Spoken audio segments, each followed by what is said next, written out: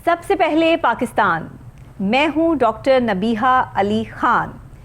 नाज़रीन, आज प्रोग्राम में बात करेंगे हम स्पेशली माइनॉरिटीज़ पर, सकाफ़त पर, पाकिस्तान के कल्चर पर। जैसे कि आपको पता है कि पाकिस्तान के झंडे में दो रंग नुमायां हैं, एक सब्ज़ और एक सफ़ेद।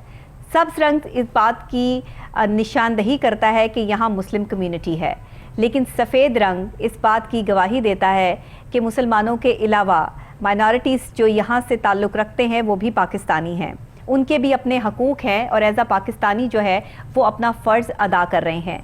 चाहे वो एज आ सोशल एक्टिविस्ट हों, चाहे वो पीस एक्टिविस्ट हों, चाहे वो अमन और मोहब्बत का पैगाम फैलाने के लिए तमाम तबका फ़िक्र के लोगों को जो है इकट्ठा करने के लिए हम वक्त तैयार हों। इस वक्त मेरे स्टूडियोज़ में दो अहम मेहमान मौजूद हैं, उनसे आपका तारुफ भी करवाऊंगी, लेकिन उससे पहले क्योंकि हम बात कर रहे हैं यहाँ पे पाकिस्तान की सकाफ़त की, पाकिस्तान के कल्चर की, और हमारा कल्चर है मोहब्बत बांटना, अमन बांटना और अमन का पैगाम पूरी दुनिया में पहुंचाना। इसके लिए जो लोग काम कर रहे हैं उनको खराज तहसीन पेश करना और उनका जो मकसद है उसको लोगों के सामने लाना, ताकि और लोग भी मोटिवेट हो सकें और इसमें आगे बढ़कर जो है वो तमाम कम्युनिटीज़ के लिए काम कर सकें।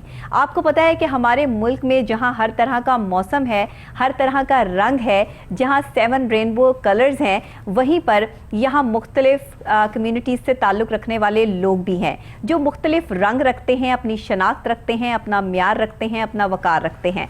और ये वो लोग हैं जिनके अपने अपने मज़ाहिब हैं और अपने अपने त्यौहार हैं। इन त्यौहारों को इकट्ठा करता है एक फ़ाउंडेशन जो इस वक्त हमारे पास मौजूद है, समाज सेवा फ़ाउंडेशन। और इस हवाले से जो है, अगर मैं बात करूं बैसाखी की, क्रिसमस की, दिवाली की, सकाफ़ती मेले की, या मुसलमानों के त्यौहार ईद या रमज़ानुल मुबारक की, तो हर उस इवेंट को सेलिब्रेट करते हैं जिसमें अमन और मोहब्बत का पैगाम जो है वो पूरी दुनिया में पहुँचाया जा सके। ये खूबसूरती है इस फाउंडेशन की, और आज इसके चेयरमैन भी और साथ में इसकी पीस एक्टिविस्ट भी जो कि एज अ सोशल वर्कर भी काम कर रही हैं, वो हमारे साथ आज स्टूडियोज़ में मौजूद हैं। लेकिन उससे पहले मैं आपको दिखाना चाहूँगी एक डॉक्यूमेंट्री जो कि इस फाउंडेशन के हवाले से है कि ये कैसे काम करते हैं और किस तरह जो है वो यंगस्टर्स आगे बढ़कर अमन का पैगाम, मोहब्बत का पैगाम तमाम कम्युनिटीज़ तक, तमाम माइनॉरिटीज़ तक जो है वो पहुँचा रहे हैं। आइए देखते हैं और उसके बाद इस पर तफसीलन बात करते हैं। रंगे अमन एक पेंटिंग कंपटीशन है। क्योंकि मुझे आर्ट का बहुत शौक़ है तो मैं चाहती थी कि मेरी तरह और आर्टिस्ट जो एमर्जिंग आर्टिस्ट हैं वो आएँ और अमन की एक नई शक्ल खुद भी बनाएं, लोगों को भी दिखाएं, और इससे एक अमन की जो रंगीन शक्ल है वो सामने आए।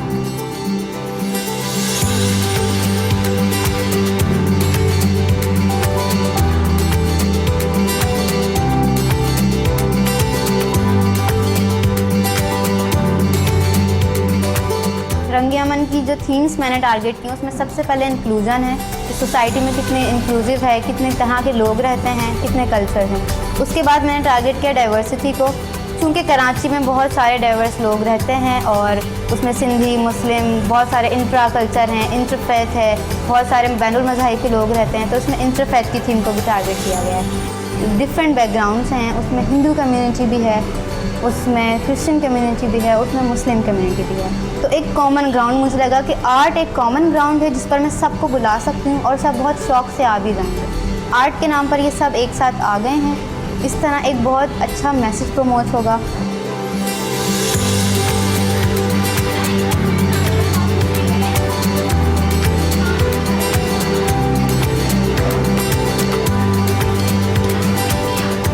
मेरा नाम आबिद है, मैं यूनिवर्सिटी ऑफ कराची में पढ़ता हूँ और यहाँ मैं फ़र्स्ट टाइम आया हूँ। मैंने आज से पहले कभी पेंटिंग की नहीं, बस शौक़ रहा है कि मैं पेंटिंग्स करूँ, पर कभी मौका नहीं मिला। आज मौका मिला तो मैं आया और मैंने यहाँ पेंटिंग की लाइफ में फ़र्स्ट टाइम, और बहुत मज़ा आया। यहाँ हार जीत के लिए तो आया नहीं था, आया था फ़न के लिए कि आऊँ यहाँ पे पेंटिंग्स बनाऊँ, दूसरों को बनाते हुए देखूँ। रंगों से ही जहान बनता है हमारा, रंगों से ही बहुत कुछ है, तो इसलिए मैं भी यहाँ पे आया। मैंने कहा ताकि इससे कुछ सीखूँ भीगा और अपना एक एक्सपीरियंस भी लूँगा पेंटिंग के हवाले से। ये मेरी पेंटिंग का जो थीम थी वो थी यूनिटी के ऊपर, एंटी रेसिज्म के ऊपर। हमारे आका हज़रत मोहम्मद सल्लल्लाहु अलैहि वसल्लम ने ये भी फरमाया है कि किसी काले को किसी गोरे पर, किसी गोरे को किसी काले के ऊपर कोई बर्तरी हासिल नहीं है, सब बराबर हैं। तो इसी तरह मेरा भी यही मानना है कि हम सब बराबर हैं, तो इसी बेस पे मैंने पेंटिंग बनाई। मेरा नाम हदीका भट्टी है, मैं सोशल वर्क पढ़ रही हूँ। मेरी पेंटिंग की थीम डाइवर्सिटी है, क्योंकि मेरा मानना है कि इस दुनिया में किसी को किसी के ऊपर जजमेंट करने का हक नहीं है। हर इंसान के जो फ्लॉज हैं या यूनिकनेस कह लें, उससे ज़्यादा बेहतर रहेगा, वो उसकी अपनी ज़ात का हिस्सा है। तो जो मेरी पेंटिंग है उसमें मैंने दुनिया भर में जितने तरह के लोग हैं उनका छोटा छोटा एक पार्ट मिलकर एक इंसान बनाया है।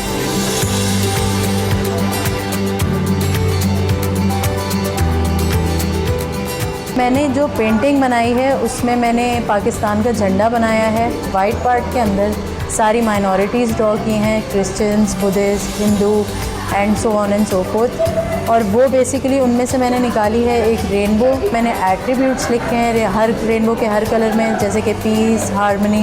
मैंने ग्रीन पार्ट और वाइट पार्ट के बीच में बनाए हैं चंद लोगोज़। फॉर एग्जांपल एक तराजू बना हुआ है जिसका मतलब है इक्वालिटी, एक हैंडशेक बना हुआ है जिसका मतलब है फ्रेंडशिप।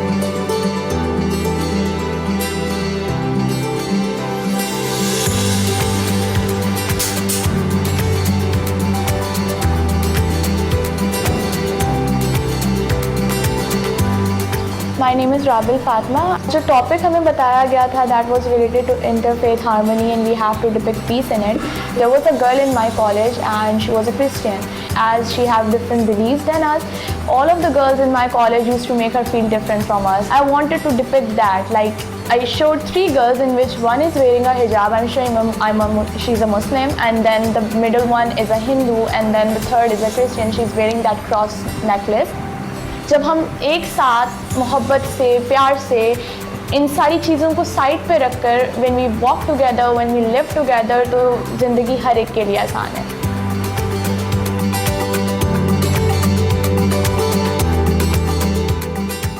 नाजरीन, ये है वो अमन का पैगाम जो सिर्फ माइनॉरिटीज़ के लिए है, तमाम कम्युनिटीज़ से ताल्लुक़ रखने वाले लोगों के लिए है। ये वो रंग है, ये वो गुलदस्ता है जिससे मिलकर बनता है पाकिस्तान।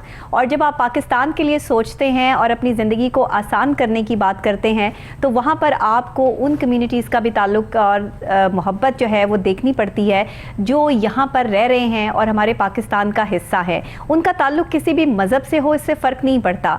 फ़र्क ये पड़ता है कि वो इंसान है, क्योंकि जब अल्लाह ने ये कायनात बनाई, तख्लीक किया इंसान को, तो इतना खूबसूरत इंसान तख्लीक हुआ कि अल्लाह ताला ने जो है वो ख़ुद अपनी इस खूबसूरत क्रिएशन को देखकर जो है वो ये देखा कि ये किस कदर खूबसूरत तख्लीक है। और अगर आप देखें पूरी कायनात में तो इंसान सबसे खूबसूरत तख्लीक है।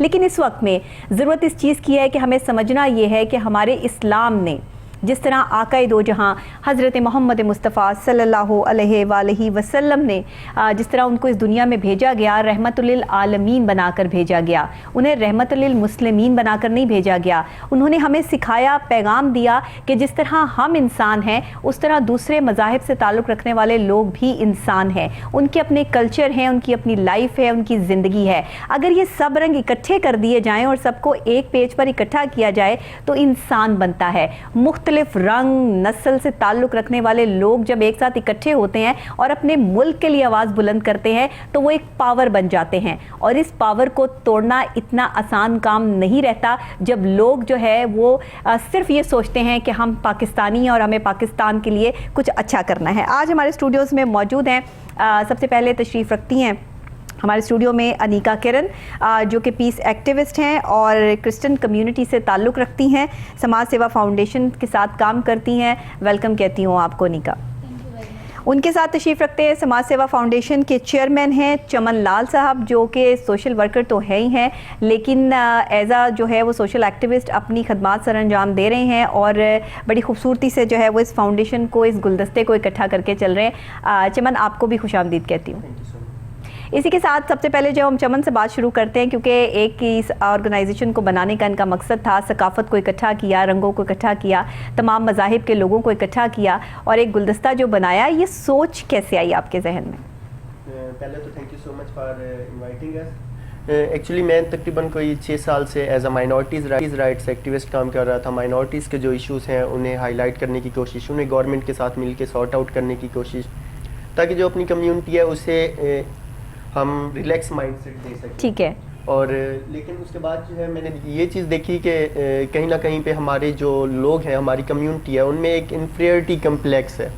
वो जो है बाकी कम्युनिटीज़ को ओन नहीं कर पा रहे। ठीक। तो हमने जो है फिर ये समाज सेवा फाउंडेशन का स्टार्टअप लिया, और इसका स्टार्टअप लेने का बेसिक मकसद ही यही था कि हम जो है माइनॉरिटीज़ को मेन स्ट्रीम में लेके हम माइनॉरिटीज़ को मेजॉरिटी के साथ जोड़ सकें, ताकि हम बता सकें कि वी ओन दिस कंट्री, हम इस धरती के बेटे हैं और हम भी इसके अमन के लिए जो है कोशिशें जारी रखे हुए हैं। तो ये एक सोच लेके हमने जो है कुछ दोस्तों के साथ मिल के इस ऑर्गेनाइजेशन का स्टार्टअप लिया, जिस तरह अनिका जो है ये हमारी ऑर्गेनाइजेशन की जॉइंट सेक्रेटरी है, इसी तरह बाकी दोस्तों को साथ लिया और एक ऑर्गेनाइजेशन का स्टार्टअप लेके हमने अमन का सफ़र जो है स्टार्ट किया था। अच्छा, इस ऑर्गेनाइजेशन में जितने लोग हैं वो मुख्तलिफ कम्युनिटी से उनका ताल्लुक है? जी बिल्कुल। जो आपके ओहदेदारान हैं? जी बिल्कुल। इसके जो 7 एग्जेक्टिव मेंबर्स हैं वो सारे के सारे डिफरेंट कम्युनिटी से ताल्लुक़ रखते हैं और डिफरेंट सेक्ट से ताल्लुक़ रखते हैं। हमने एक ये मैसेज देने की कोशिश की कि सिर्फ और चाहे लेके चमन लाल चल रहा है, लेकिन ऑर्गेनाइजेशन ये सब की है। सही। ये सबकी ऑर्गेनाइजेशन है, सब जो है मिल के अमन के लिए कोशिश करेंगे और इस गुलदस्ते को सजाए रखेंगे। ज़बरदस्त। अच्छा, अनिका से पूछ लेते हैं, क्योंकि वो आपके साथ एक अरसे से काम कर रही हैं और इस सारी सिचुएशन में मुझे ये बताइएगा, आप पीस एक्टिविस्ट हैं, आपका तो जो एक शोबा है, आपका जो एक काम है वो तो अमन से शुरू होता है। इस अमन का पैगाम को फैलाना कितना आसान काम है या कितना मुश्किल काम है?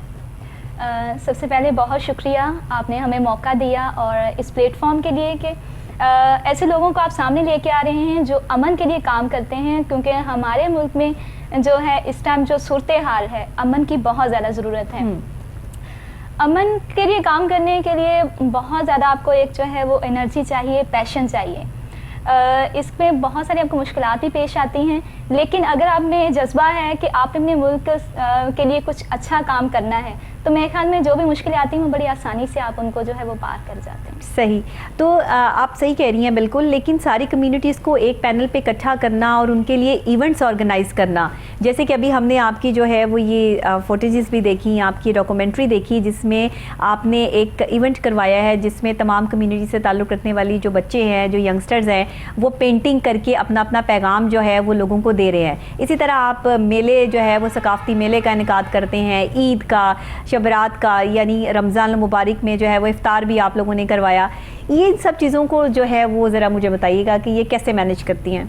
जी अच्छा, मैं आपको बताऊं कि हमने अभी रिसेंटली जो है होली सेलिब्रेट की है, दिवाली सेलिब्रेट की है, बाबा गुरु नानक जी का जन्मदिन है वो सेलिब्रेट किया है। ठीक है। इसके अलावा क्रिश्चियंस का जो हमारा त्यौहार आया है ईस्टर का, वो हमने सेलिब्रेट किया है।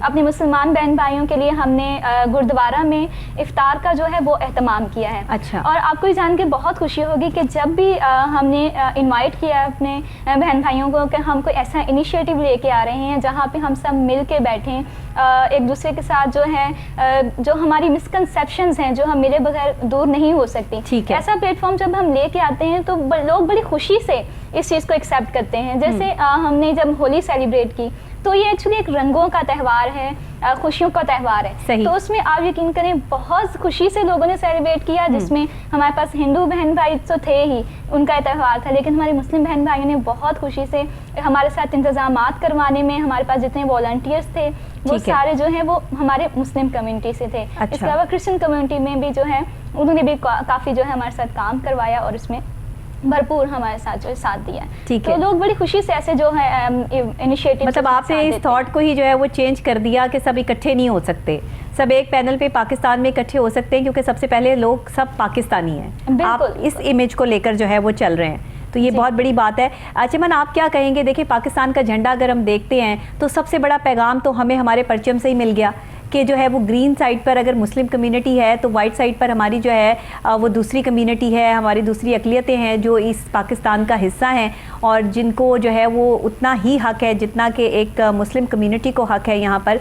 और आप क्या समझते हैं कि एज़ अ पाकिस्तानी आप इसको कैसे देखते हैं? इबादत गाहें हैं, अगर हिंदू रहते हैं यहाँ पे बसते हैं तो उनके लिए मंदिर भी हैं, अगर जो है वो यहाँ पर गुरुद्वारे भी हैं, यहाँ पर जो है वो चर्चेज़ भी हैं, मसाजिद भी हैं, तमाम चीज़ें जो है वो इस पाकिस्तान का हिस्सा है। इसको कैसे देखते हैं आप? हम जो है इस चीज़ को एक बाकायदा इंडोर्स भी करते हैं कि तमाम कम्युनिटीज़ मिलजुल के रह रही हैं और तमाम कम्युनिटीज़ जो है अगर हम देखें तो हमारे सामने अगर कुछ इश्यूज़ भी आते हैं तो उन इश्यूज़ को करने वाले चंद एक लोग होते हैं, लेकिन वहाँ पर आप इमेजिन करें कि जो मेजॉरिटी कम्युनिटी की जो अक्सरियत है, 96% पॉपुलेशन है, शायद इश्यूज़ क्रिएट करने वाले 0.5% होंगे, लेकिन जो 95% लोग हैं वो हमारे साथ खड़े होते हैं, इवन दो के वो खुशी खुशी हमारे त्योहारों में शामिल होते हैं। आप यहाँ पर मैं आपको एक फैक्ट बता देता हूँ कि हमने रिसेंटली जो होली सेलिब्रेट की थी कॉस्मोपॉलिटन क्लब में, हमें वहाँ पर परमिशन मिली थी कोई 60 से 70 लोगों की। अच्छा। और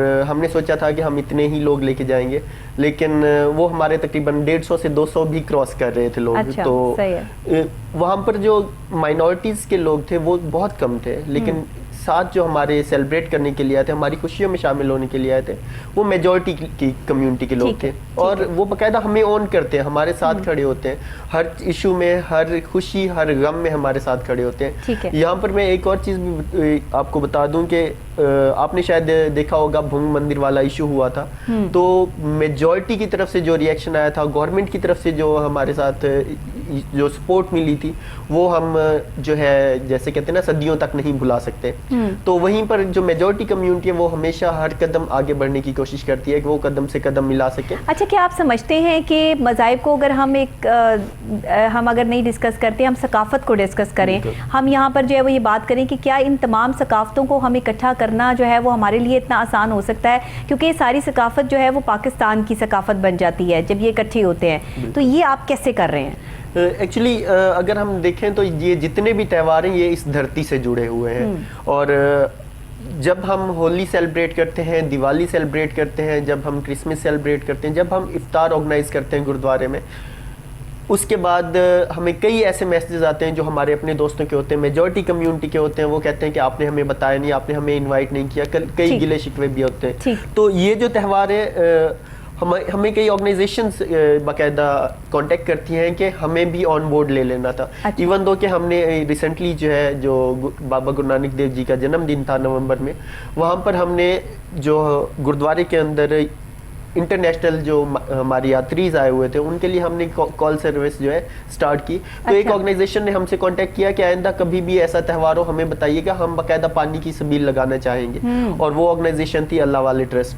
तो इसी तरह मतलब मैं यहाँ पे बताता चलूँ कि शऊर फाउंडेशन ने हमसे जो है रब्ता किया, और शऊर फाउंडेशन के साथ हमने होली सेलिब्रेट की, दिवाली सेलिब्रेट की, इंटरफेथ हार्मनी के हमने डाइवर्सिटी टूर्स करवाए।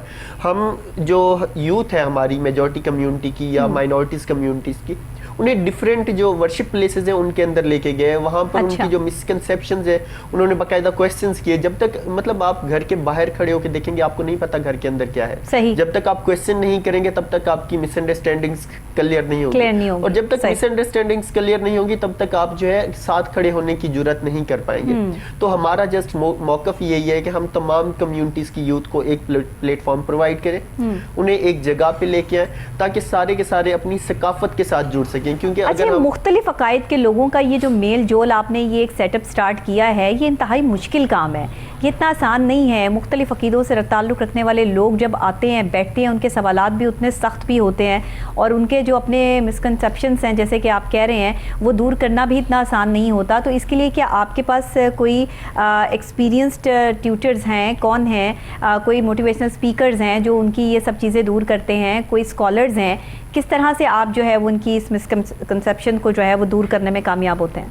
एक्चुअली हम जब भी कोई इस तरह का इनिशिएटिव लेते हैं तो हम पहले ये देखते हैं कि हमारा जो यूथ का नेटवर्क है उसमें लाइक माइंडेड पीपल कौन से हैं। पहले हम स्टार्ट लेते हैं उनसे ताकि हम उनकी जो है ब्रेनस्टॉर्मिंग कर सकें। इवन दो कि जब हम किसी भी वर्शिप प्लेस पे जाते हैं, लेट्स सपोज अगर मैं मंदिर में लेके गया हूँ हमारे डेलीगेट को, यूथ के डेलीगेट को, उसमें जो मेजॉरिटी कम्युनिटी के जो भी क्वेश्चन है उनके आंसर्स मैं खुद देता हूँ क्योंकि मुझे अपनी रिलीजन पे ग्रिप हासिल है। हम इसी तरह जब चर्च में गए हैं तो वहाँ पर फादर हजरात होते हैं, वो हमें सपोर्ट कर रहे होते हैं। अगर कभी वो बिजी होते हैं तो अनिका को जो है अपने रिलीजन पे ग्रिप हासिल है, ये उनके आंसर्स करती हैं। अगर हम मस्जिद में जाते हैं तो वहाँ पर अगर हमारे जो मौलाना साहब हैं वो हमारे जो भी क्वेश्चंस हैं माइनॉरिटीज के वो उनके आंसर्स करते हैं। अगर वो कहीं पे बिजी हैं तो हमारे साथ जो है जो हाफिज़ कराम है वो हमारे साथ होते हैं। जिस तरह यहाँ पर हमारे साथ एक गेस्ट है हाफिज नईम, वो हमारे साथ होते हैं, वो जो है क्वेश्चंस के आंसर्स करते हैं। तो हमारा जो एक नेटवर्क बना हुआ है, हम कोशिश ये करते हैं कि नए लोगों को इंगेज करें। फर्स्ट टाइम वो झिझकते हैं लेकिन सेकंड टाइम वो कहते हैं, जब वापस आते हैं, जब उनके रिव्यूज लिए जाते हैं तो वो कहते हैं कि ये बहुत ही अच्छा दिन था और सही। हमने बहुत सेलिब्रेट किया, बहुत कुछ सीखा। अच्छा अनिका, आप बताइएगा कि नौजवानों को तालीमी इदारों में किस तरीके से जो है वो इस चीज़ के लिए आप ये इनिशिएटिव लेती हैं, क्योंकि मैंने ये सुना है, देखा है कि आप मुख्तलिफ तालीमी इदारों के साथ भी एसोसिएट है, तो वहाँ के नौजवानों का ये मिसकंसेप्शन जो है वो दूर करने के लिए क्या क्या प्रोसीजर्स जो है वो करने पड़ते हैं और इन स्टूडेंट्स को कैसे अपने जो है वो पैनल पर लेकर आते हैं आप?